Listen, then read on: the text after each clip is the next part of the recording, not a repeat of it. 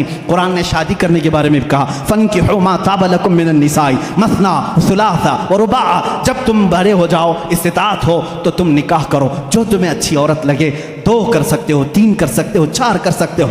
तुम्हारे लिए कुरान ने शादी का निज़ाम बताया। और उसके बाद अल्लाह ने ये नहीं फरमाया कि करके छोड़ देना। कुरान ये कहता है, इन यकूनु फुक़रा युग़निहिमुल्लाहु मिन फ़ज़ली। तुम निकाह करके लाओ, अगर तुम फ़कीर हो तो मैं तुम्हें गनीम कर दूंगा। शादी का निज़ाम होने के बाद क्या अल्लाह अल्लाह ही करता रहे, सिर्फ नमाज ही पढ़ता रह जाए? नहीं, कुरान ने कहा, फ़इज़ा क़ुदियतिस सलातु फ़ंतशिरू फ़िल अर्ज़ वब्तग़ू मिन फ़ज़लिल्लाह। जब नमाज हो जाए, बाहर निकलो, रोज़ी तलाश करो। हलाल रोज़ी तलाश करना नमाज के बाद सबसे बड़ा फ़र्ज़ काम है। तुम्हें कहा तिजारत करो, तिजारत करो और एक दूसरे के साथ मामलात करें। तो हमने कुरान से पूछा तिजारत कैसे करें? रब ताला फरमाता है, या अय्युहल्लज़ीना आमनू इज़ा तदायनतुम बिदैनिन इला अजलिन मुसम्मन फक्तुबू। जब तुम किसी के साथ मामलात करो तो लिख लिया करो। अगर लिखना नहीं आता, किसी और को बिठा करके उसे गवाह बनाओ, उससे लिखवा करके तिजारत करो।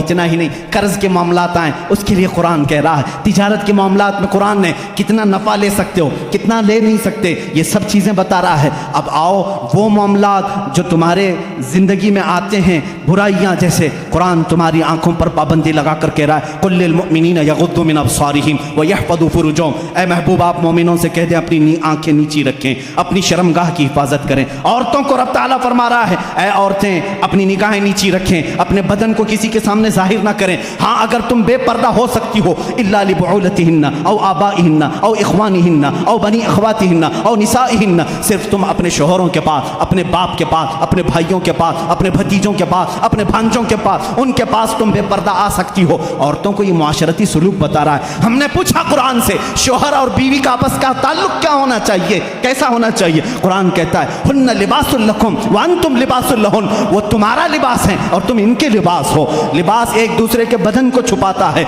मर्द औरतों के ऐबों को छुपाए, औरत अपने मर्दों के राजों को छुपाए। यही एक कामयाब जिंदगी की अलामत है। कुरान इतनी ही बात पर ख़त्म नहीं करता, बल्कि तुम्हें दुनिया में कितनी चीज़ लेना चाहिए, कितनी चीज़ छोड़ना चाहिए, वो भी कुरान कहता है। औलाद कहीं तुम्हें रब के साथ आने से फितना ना बन जाए, माल तुम्हारे लिए फितना ना बन जाए, इससे इतना ही दगाव रखना जैसे समंदर में कश्ती तैरती है, सलामती से निकलती है।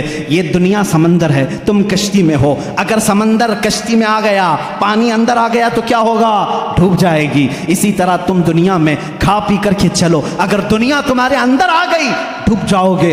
रब ताला ने यह भी तुम्हें निज़ाम बताया, कितना दुनिया छोड़ सकते हो, कितना रह सकते हो, यह भी निज़ाम कुरान तुम्हें बताता है।